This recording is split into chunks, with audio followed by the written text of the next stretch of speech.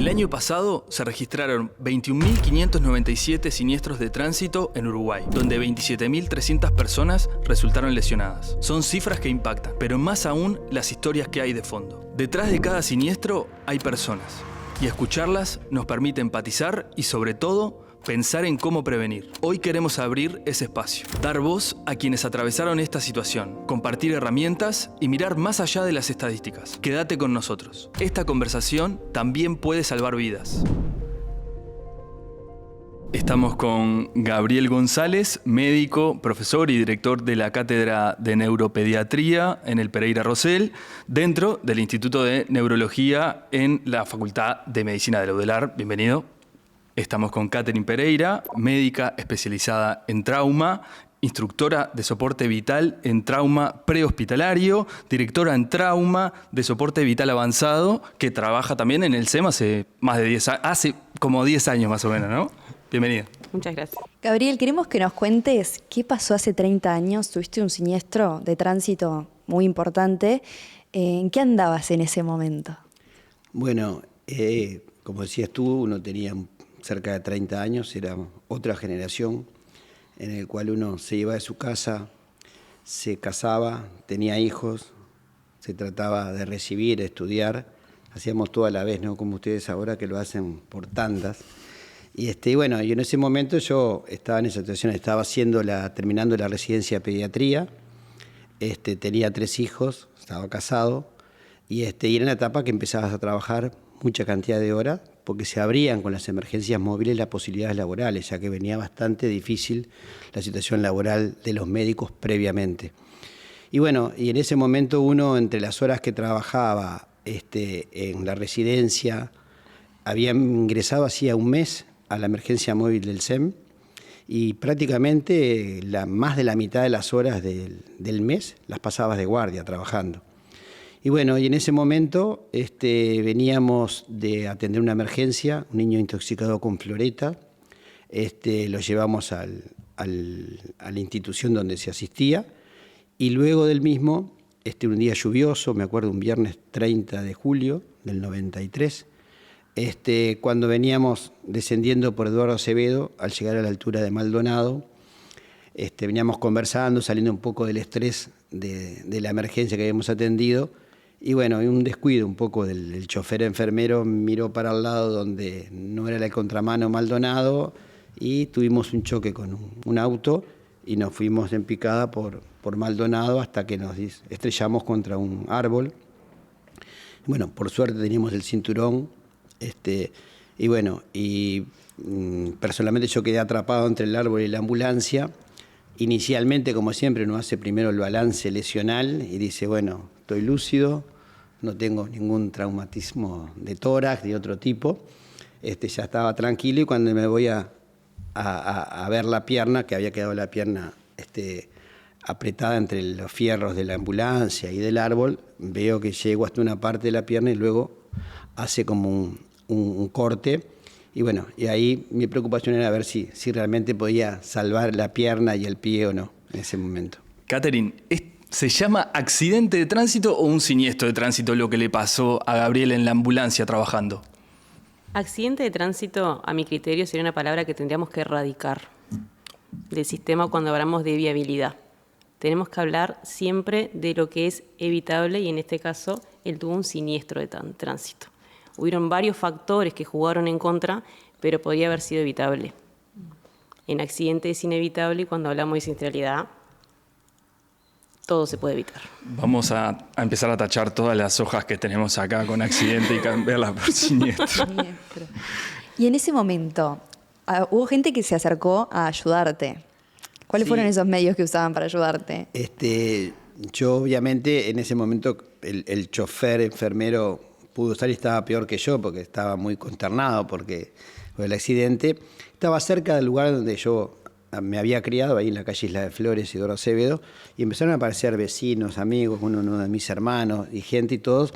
El tema era la urgencia como para rescatarte.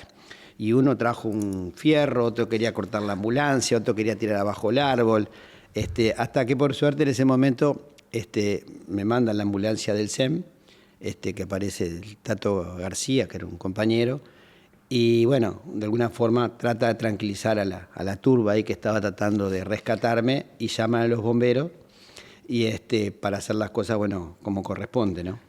¿Hay un código de se lesionó un compañero ahí en el SEM o en las emergencias?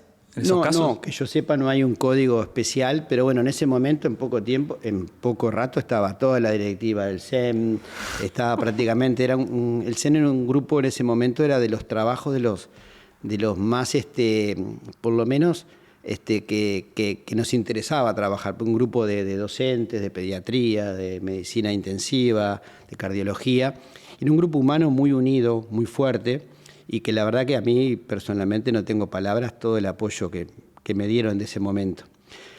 Ahí llega el Tato García y claro, yo no puedo decir que estaba con dolor, estaba en ese momento diciendo, bueno, veremos qué pasa, y bueno, me ponen un inyectable de morfina, y la verdad que ahí me cambió bastante, estaba en otra, no tenía dolor, es más, me acuerdo que mi madre después me vio en el informativo y me decía, pero tú parecías con una cara que estabas muy contento, estaba todo bien, o sea, se ve que algo la morfina pudo haber favorecido. Gabriel, en ese monitoreo mental, cuando tenés el accidente que te empezás a hacer, a ver si estás como con todas las partes, digamos, ¿notaste que la pierna estaba muy comprometida? Sí, yo realmente ahí, en ese momento, toco la pierna y veo que tenía una fractura expuesta, pero no lograba ni movilizar el pie ni nada. Y ahí me hice un poco la película que probablemente me tenían que amputar o no sabía dónde estaba la pierna. Pero bueno, ahí me lo tomé con tranquilidad, esperé un poco que también la morfina me ayudó, que los bomberos empezaron a manejar la situación, a cortar la ambulancia, a sacar el árbol y todo. Y bueno, y la verdad que fue una satisfacción cuando yo no quería mirar y de repente hago así y veo que puedo mover el pie. Dije, bueno, capaz que lo podemos rescatar. Pero el pie lo tenías de este tamaño. Sí, tenía un aplastamiento de pie, parecía una morcilla, era como enorme. Y aparte tenía las fracturas expuestas múltiples que tenía en ese momento, pero el resto estaba bien. ¿Y es peligroso que te traten de ayudar sin tener ese conocimiento profesional? O sea, bueno, le podemos preguntar acá a la experta. Me imagino que sí, porque la gente lo que quiere es el tiempo, sacarte rápidamente y llevarte corriendo a algún lugar, ¿no? Pero... Sí, tenemos como 2 escenarios bastante marcados cuando llegamos con la ambulancia, con sirena prendida, cuando nos catalogan 911, tenemos que salir clave 1, siniestro de tránsito. Llegás al lugar, 2 escenarios. O si en realidad está el área protegida, ya está policía, está caminera, o están bomberos, o llegás totalmente desprotegido y la gente tiene a su familiar en el piso y no está en buen estado y en vez de ayudarte entorpece. Te agarran de la vestimenta, te tironean, pegan a la ambulancia, son escenarios bastante hostiles. Hay otro que te dice, ¿cómo ayudo? Ayúdame con esto, ayúdame con lo otro, trae. No es que no dialogás, pero son escenarios bastante distintos. Cada uno diferentes. Colapsa o trata de ayudar. Lo mejor sería que la ciudadanía entienda qué hay que hacer con un paciente politraumatizado, arrancando de que no le den agua. Por favor, lo primero que hacen es levantarle la cabeza, le ponen una almohadita a una mochila y le dan agua. Decís, eso no me lo hagas. ¿Por qué no? ¿Por qué el agua no? Porque generalmente el paciente politraumatizado siempre tendemos a pensar lo peor y puede requerir una cirugía y una intervención. Y para eso es necesario tener un ayuno. Para eso se favorece de no tener ninguna ingesta, para no tener complicaciones posteriores como es la aspiración de vía aérea. Sin duda se va a intervenir igual, pero agregamos complicaciones si la gente hace eso. Es mejor no hacerlo. Otras cosas que como ciudadanos necesitamos tener en cuenta cuando nos encontramos con un siniestro así, qué no hacer y qué sí hacer, por ejemplo. Pedir ayuda, empezar la cadena. 911, siniestro. Pedir ayuda, es lo principal. De una a varias víctimas, estoy en tal y tal lugar, ubicación, ayuda. Y esperar a que vengan, sin tocar mucho, digamos. Sin tocar demasiado. Y ahí, por ejemplo, si bien lo ideal es no tocar o no se toca, digamos, por ejemplo, sí podemos acompañar charlando, diciéndole... Sin duda. Psicológicamente, se puede hacer eso. Eso sí. Sin duda. Por ejemplo, lo que le pasó a él, que quedó con el atrapamiento del miembro, es fundamental que no lo saquen sin un sistema asistencial. Si hubieran sacado cualquier vecino, capaz que no contaría hoy la misma historia. Está capaz que el vecino mismo se está en peligro también, ¿no? En realidad, el que levantar un tuviera vehículo. la pierna atrapada hizo de que no se fuera en sangre, porque su pierna estaba atrapada. Cualquier vecino lo saca, ¡ay, lo voy a sacar porque tiene la pierna atrapada! Y lo que hacemos es que se va el compañero en un sangrado, que es la primera causa de muerte en trauma. Entonces, si no tenemos el equipo asistencial, hagamos lo que podemos hacer. No nos expongamos a riesgos. Si hay un motor que se está prendiendo fuego, apaguemos el motor, o sea, apaguemos los vehículos. Hay cosas que sí se pueden hacer, pero no intervenir en el paciente. Karen, no, de lo que decías, ahora recuerdo, los bomberos lo primero que hicieron, estaba todo el mundo fumando, había combustible, por ahí lo primero que hicieron fueron sacar a los que estaban fumando y empezaron a vaciar el combustible y tirar agua, justamente. Y lo otro que decía es que, claro, yo había cenado, pues eso fue en la noche, y bueno, cuando me llevaron al bloc, que fui directamente después de ahí al bloc, me dijeron, mirá, tenemos que hacerte justamente regional, peridural, porque no me vienen a hacer anestesia general, porque me había alimentado hacía poco. Gabriel, habiendo estado del otro lado, como esta vez como paciente, ¿te ayudó como a mejorarte como profesional? ¿O cuáles fueron como esa perspectiva que pudiste ver siendo paciente en lugar de médico? Sí, yo creo que son experiencias que uno en ese momento, tiene 30 años, piensa que no le va a pasar nada, que le pasa a otras personas, es más inconsciente, con lo bueno y malo que tiene esas edades, pero realmente a mí me sirvió muchísimo, sí, porque más allá de eso, haber pasado por varias instancias, estar casi un año prácticamente sin trabajar, pasar por una etapa agridulce, en la cual en la primera parte, los primeros 2 meses de ser una persona que hacía deporte, corría, trabajaba todo el día, pasé a ser un dependiente total. O sea, si no hubiera sido por mi compañera Daniela, que me traía que tener la chata, estaba con los nenes, me daba la comida, estuve 3 meses que estaba acostado, mirando para arriba, esperando que venga la ambulancia, que me entraba a bloc, me limpía, me hacía una limpieza quirúrgica, volvía a bloc, pero era un dependiente total. Y bueno, y después sí tuve una etapa en la cual me permitió mirar un poco la perspectiva del tiempo, de disfrutar a mis hijos. Estuve casi un año más cerca de ellos, trabajando menos, estudié muchísimo. Es más, estaba preparando un concurso que realmente, digo, me va a ir muy bien porque yo estaba todo el día para estudiar después. Una cantidad de cosas que uno reflexiona y también ve la perspectiva de la medicina del otro lado del mostrador, ¿no? La verdad que uno ve la calidad asistencial, el apoyo del punto de vista de los compañeros, de todo el grupo SEN, de la familia, y bueno, y uno realmente piensa que hay una forma también de hacer la medicina más empática que realmente ayuda muchísimo en todas las instancias y en estos momentos, sin duda, ¿no? Catherine, trabajando con accidentes siniestros de tránsito de alto riesgo, ¿cuáles son las cosas que te causan o que te impactan más? A ver, ¿cómo te puedo contestar esto? Cuando uno se forma como médico y se capacita en la asistencia al paciente politraumatizado, tanto pre como en el hospitalario, no hay cosas que te impacten, porque es un accionar continuo y es una sistematización que él se la hizo en 2 segundos, consciente, respiro, pecho, no sé qué, abdomen, y dijo la pierna. Y cuando uno va llegando a la escena, ya va haciendo toda la sistematización del paciente. Entonces vos no es algo que te impacte. ¿Somos humanos? Sí, evidentemente. Si vos ves que salió un niño despedido, no usó la sillita. Si ves que está el celular abierto, con llamada abierta, y estás atendiendo a la paciente estricándola con bomberos, y decís, el celular abierto. Esas cosas son las que impactan porque no se toma conciencia al día de hoy de cuál es la siniestralidad. Si hoy en día vos me sacás el 100% de las motos de circulación, se baja 50% de la mortalidad en siniestros.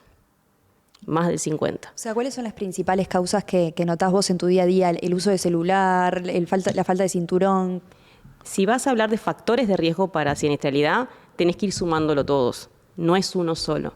Está bien lo que decís tú, el uso del celular, sin duda es un distractor, el no uso del cinto, el no uso de casco, no respetar las reglas de tránsito, la velocidad, no alcohol. Si bien tenemos una ley que hoy en día nos ampara, consumo cero, se está viendo un poco más en adolescentes, mi hija tiene 18, y tienen como designado el conductor responsable. El que es 0 alcohol. Me parece buenísimo que los adolescentes ya estén en ese trayecto. pero es un conjunto de factores y tenemos que actuar sobre cada uno de ellos. Hay 3 cosas, se escuchó en el informe de la OMS, que han disminuido francamente la morbimortalidad. La primera, obviamente, es el agua potable. La segunda son las vacunas. Y la tercera es la seguridad vial.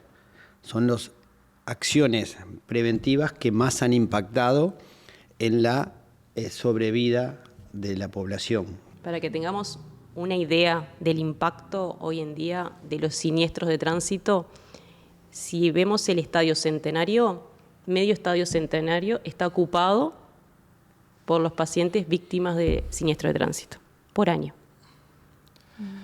¿Y por qué crees que en los últimos años no se ha podido bajar el índice de mortalidad? En realidad bajó en un momento pandemia, Ok. porque la gente, si no se traslada y no circula, no hay siniestro. ¿Por qué no se baja? Porque no se llega a tomar conciencia de la gravedad de la situación, porque tiene que haber alguna política de Estado, de gobierno, el gobierno de turno o el que fuese, armar centros de trauma, capacitar al personal hospitalario, tener como otra dinámica que mejoraría la sobrevida ampliamente de estos pacientes que son víctimas del siniestro. La seguridad vial en cuanto a las carreteras, las dobles vías, el uso de la señalización, el uso de cinto, la tecnología en los autos, todo va aportando para bajar. Pero si la gente no toma conciencia, es prácticamente imposible. Y la tecnología también ayuda, por ejemplo, los medidores de velocidad que hay en la calle. Sin duda, porque ahí sacás lo que son los siniestros por alta velocidad. Ya no se van a dar. Pero si esa persona que va conduciendo pasa en un repecho, pasa en una curva, son imprudencias, por eso son siniestros, son imprudencias del ser humano que los produce. Hay que fiscalizar ahí, fiscalizando más se puede obtener eso, pero no hay que irse muy lejos. De trayecto hacia acá, una moto iba con una mano contestando un mensaje de texto, sin luces atrás, doblan sin señalero, van por arriba de las veredas. Si vas un poquito más al interior, no usan casco, van 3 o 4 arriba de una moto. O sea, eso tenés que fiscalizarlo para que no pase. Claro, muchas veces hasta que no te pega de cerca o a uno mismo no entendés lo importante que es todos esos cuidados, ¿no? Es muy difícil. El uso del celular, sin duda, es un distractor importante. También después hay otras cosas de la tecnología, como por ejemplo los sensores que tienen los autos, los sistemas de alarma, eso de anticolisión. ¿Hasta qué punto esas herramientas pueden reducir la cantidad de siniestros? No tenemos cómo hacer una medición de eso. Ayer estaba charlando con un compañero y mismo me dijo, mi auto me salvó la vida hoy. Digo, ¿y por qué? Dice, porque estaba buscando una dirección por Avenida Italia y en ese momento se me frenó la camioneta, me tiró el cinto para atrás y era porque el auto delante había frenado. Y él no lo vio, porque por un distractor. Nosotros, para que se dé un siniestro, tenemos 2 vías, ¿no? Tenemos lo que es el ambiente y la ruta por donde vamos conduciendo y todas las destrezas del conductor. Si el conductor se distrae 2 segundos y la ruta no pasó nada, no va a haber un siniestro. Si nosotros tenemos un distractor, sea lluvia, curva, empedrado, no hay visualización, poca señal, la ruta requiere un mayor dominio del que va manejando. Y si encima hay un distractor, eso se junta y ahí tenemos el siniestro. Eso habrá ambas cosas que hay que actuar, sobre la viabilidad y sobre el conductor. Y en el caso de la música adentro del auto, ¿relaja, distrae, cómo juega? ¿O depende del intérprete musical? Yo te diría que si voy en ambulancia, al que va adelante con la música todo lo que da y no está escuchando la sirena, está muy alta. Sí. Ahí los quieren matar, me imagino.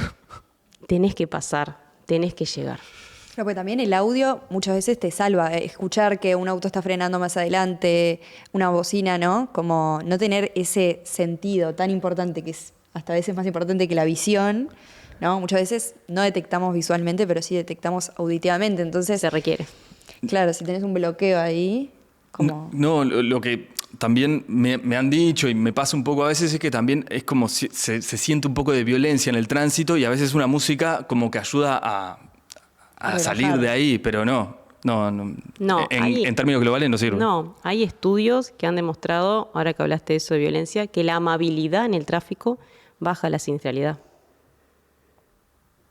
Hay mucha violencia dentro de los autos, fuera de los autos, en las motos. Claro, y la velocidad con la que vamos, ¿no? Del trabajo a casa, de coso, ¿no? Sin duda. Volviendo un poco al caso de tu siniestro, Gabriel, estabas comentando un poco de esa red de contención, de cómo te ayudó en la rehabilitación. Estuviste casi un año para recuperar esa pierna. ¿Tuviste alguna secuela? Tengo algunas heridas que no me volví a operar porque tuve como 14 operaciones de injerto de hueso, de piel, estuve con fijadores y eso. Pero las secuelas que tengo son solamente que tengo un pozo en la pierna, que no me quise operar nada más. Y lo que preguntaba recién, ¿en qué me cambió también el tema de la experiencia, ¿no? Y yo me acuerdo en las primeras etapas, el doctor Fernández, a quien le agradezco muchísimo todo lo que hizo, él me decía, mira, 50% de que haya que amputarte. El segundo día me decía 40%. Entonces, un día le digo, no me digas más lo negativo, a mí me decime lo positivo, porque creo que apoya más. Y pensando un poco yo trabajo mucho en neurología infantil, con lo cual estás trabajando con gente con problemas graves, serios, que a su vez es un problema que se lleva muchos años. Y la verdad que una de las cosas que siempre trato de practicar en este aspecto de la resiliencia es decir lo positivo.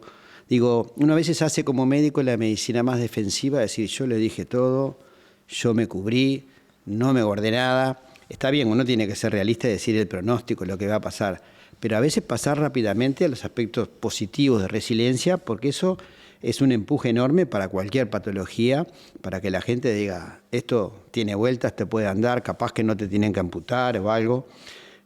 Mi otra preocupación después que empecé a andar, porque creo que después que empecé a movilizarme con las muletas y eso, ya me cambió la vida, porque ya era otra cosa, podía ir al baño, podía salir a la puerta, etcétera, etcétera.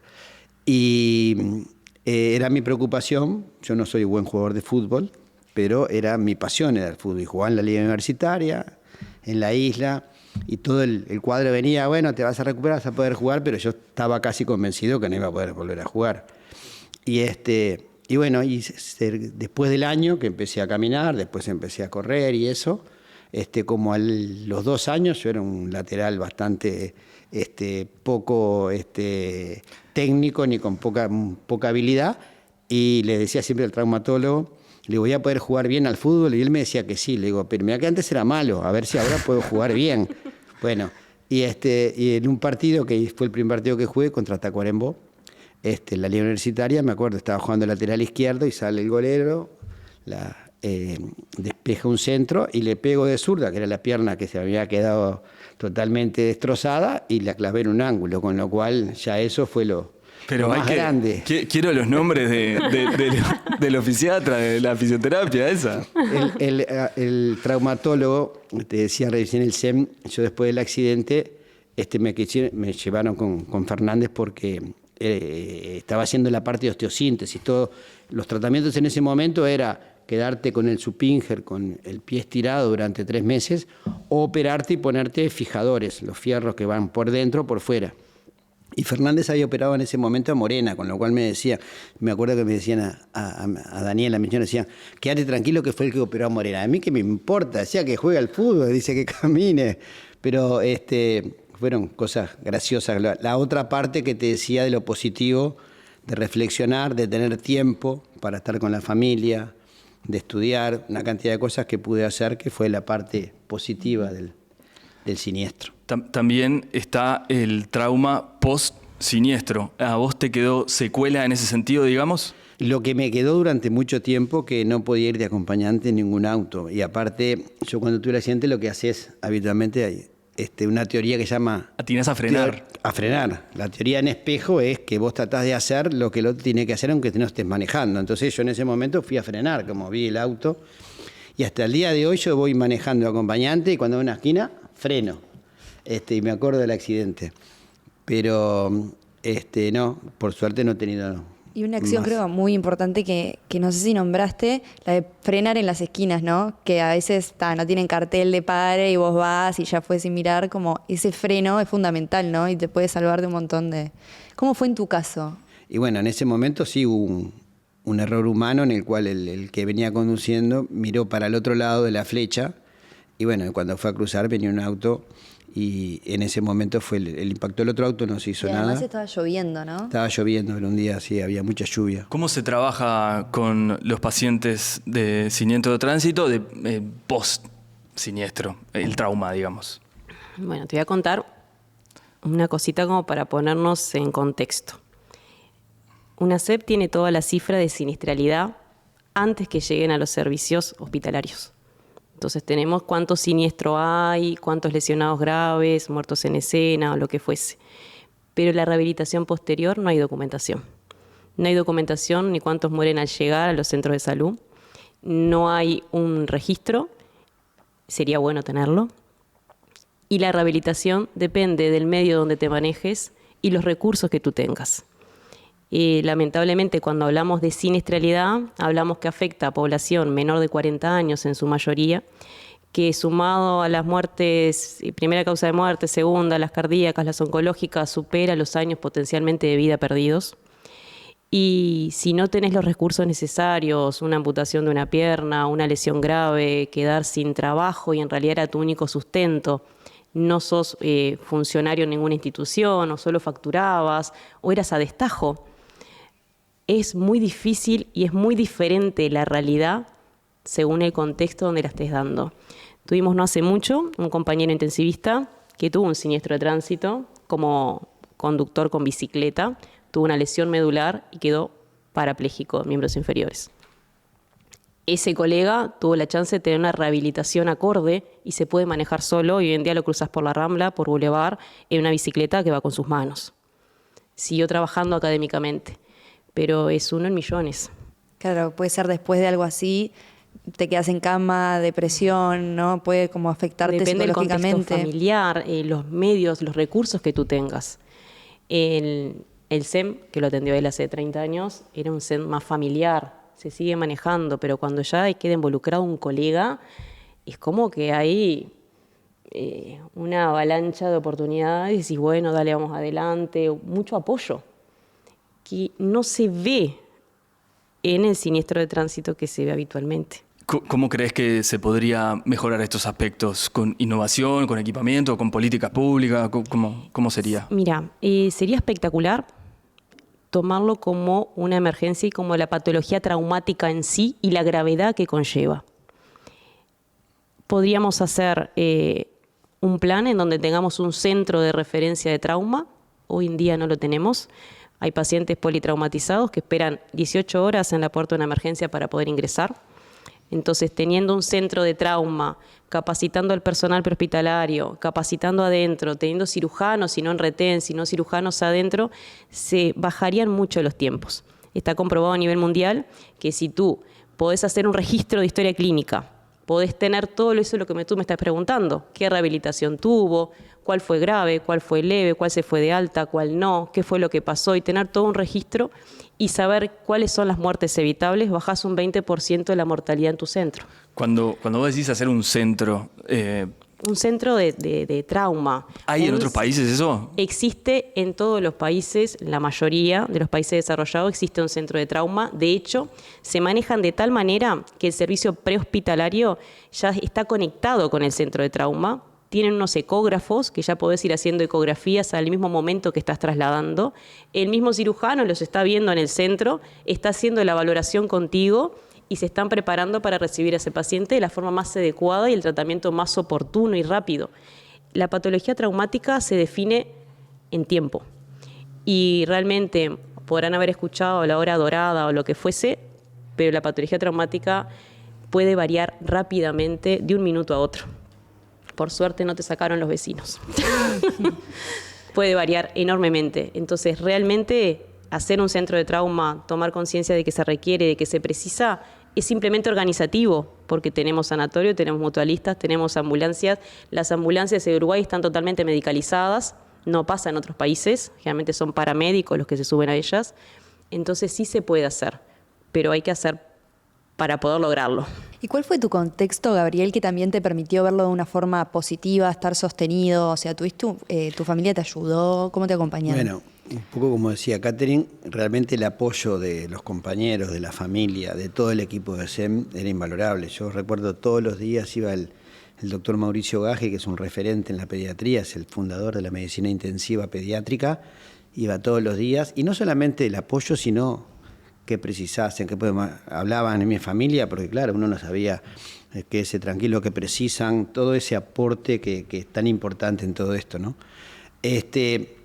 Y bueno, yo creo que lo positivo es que uno a veces, el fenómeno de resiliencia es justamente cuando hay algo adverso o algo, el entorno, todos te pueden ayudar a buscar un poco lo positivo, ¿no? de eso.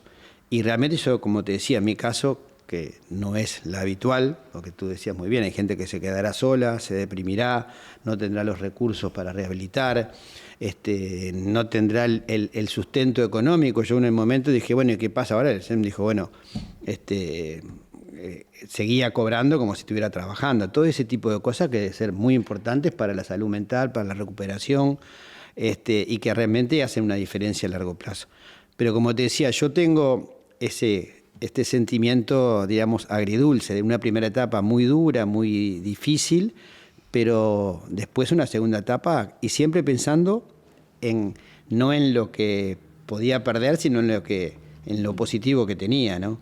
Y yo recuerdo, bueno, lo vuelvo a decir, el tema en aquella época, y los médicos hoy en día no sé las horas que hacen, pero el mes tiene 700 y pocas horas, y hay médicos que en aquella época hacían 500 horas de guardia. Yo en ese momento, entre el Pereira Rosell y el SEM, hacía cerca de 500 horas. Y bueno, y el tiempo es algo que a veces uno lo valora, ¿no? Pero estar con la familia, estar con los hijos, poder tener más tiempo para estudiar, porque yo en aquella época me levantaba mañana, ¿qué quiero estudiar hoy? Tal tema. La verdad que era y le saqué mucho jugo a eso. Por lo cual es la parte, diríamos, claro, positiva de todo esto, ¿no? Pero no es la realidad, obviamente. Tanto es así que escribiste también unos libros después, ¿no? Sí, eso fue después, sí, escribí algunos libros. ¿Tuviste hijos? ¿Escribiste el libro? ¿Plantaste un árbol?